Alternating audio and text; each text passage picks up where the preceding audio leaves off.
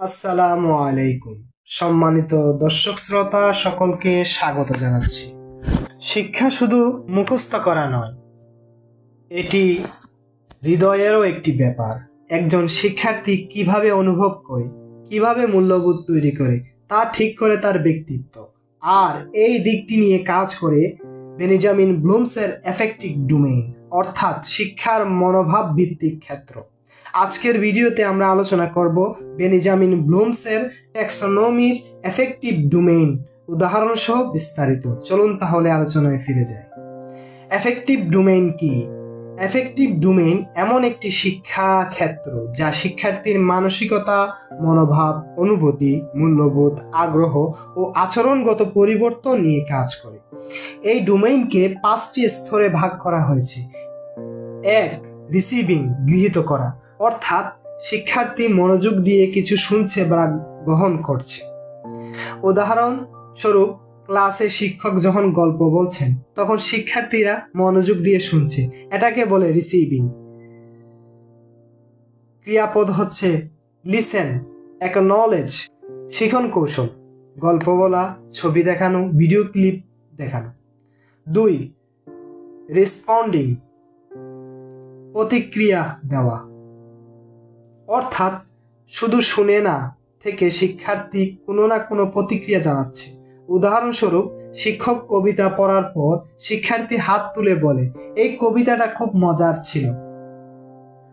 ক্রিয়াপদ answer, discuss, participate, react. শিখন কৌশল হচ্ছে প্রশ্ন উত্তর পর্ব, ছোট দলীয় আলোচনা, ফিডব্যাক চাওয়া। 3 হচ্ছে ভ্যালুইং, মূল্যায়ন বা মূল্যবোধ গঠন, অর্থাৎ শিক্ষার্থী কোনো বিষয়কে গুরুত্ব দিতে শুরু করেছে বা বিশ্বাস করা শুরু করেছে। উদাহরণস্বরূপ, শিক্ষার্থী যদি পরিবেশ রক্ষার গুরুত্ব বোঝে এবং প্লাস্টিক ব্যবহার কমিয়ে দেয়, তবে সে ভ্যালুইং এর স্তরে রয়েছে। এর ক্রিয়াপদ হচ্ছে সাপোর্ট, রেসপেক্ট, অ্যাকসেপ্ট, বিলিভ। শিখন কৌশল হচ্ছে বিতর্ক প্রতিযোগিতা, বাস্তব গল্প শোনানো, মূল্যবোধ ভিত্তিক ভিডিও। 4 হচ্ছে অর্গানাইজেশন, মূল্যবোধের গঠন ও শ্রেণীবিন্যাস, অর্থাৎ শিক্ষার্থী বিভিন্ন মূল্যবোধ গুছিয়ে নিজের বিশ্বাস ও নীতির ভিত্তিতে তৈরি করছে।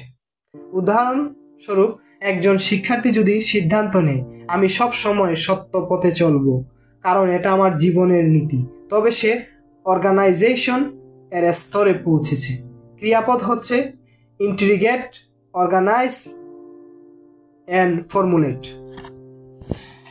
শিখন কৌশল হচ্ছে আত্মবিশ্লেষণমূলক অ্যাসাইনমেন্ট, নৈতিক প্রশ্নের ভিত্তিক প্রবন্ধ লেখা। 5 হচ্ছে ক্যারেক্টারাইজেশন বাই ভ্যালু, ব্যক্তিত্বের মূল্যবোধের প্রকাশ,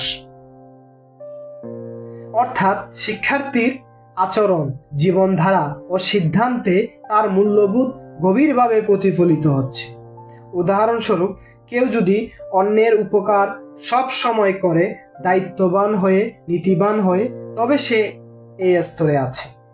এর ক্রিয়াপদ হচ্ছে অ্যাক্ট, ডিসপ্লে, ইনফ্লুয়েন্স, প্র্যাকটিস ইত্যাদি। শিখন কৌশল হচ্ছে সমাজসেবামূলক কাজ করা, চরিত্র গঠনের প্রশিক্ষণ, বাস্তব জীবনে আদর্শ ব্যক্তিত্বের উদাহরণ। শিক্ষার লক্ষ্য শুধু মেধা বাড়ানো নয়, মানুষ হিসেবে গড়ে তোলা, আর সেই লক্ষ্য পূরণে এফেক্টিভ ডোমেইন অপরিহার্য। শিক্ষার্থীর মনোভাব, মূল্যবোধ ও আচরণ গঠনে এই ডোমেইন এর মূল উদ্দেশ্য। শিক্ষক বা অভিভাবক সবাইকে এই স্তরগুলো বুঝে শিক্ষাদানে এগিয়ে আসতে হবে।